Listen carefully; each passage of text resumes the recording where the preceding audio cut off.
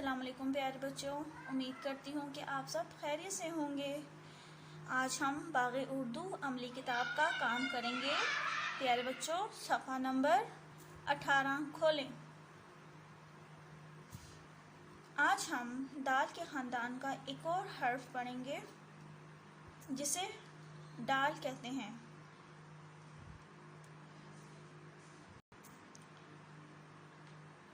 दाल और इसकी आवाज़ क्या होती है? ड।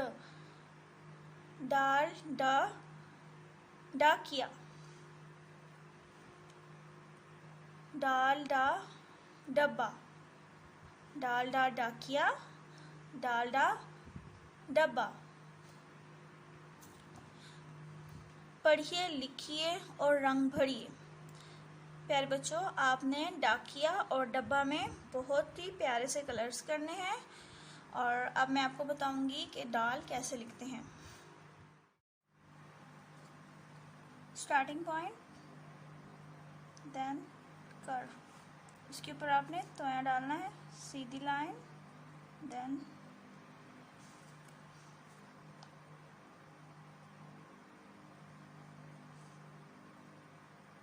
दाल।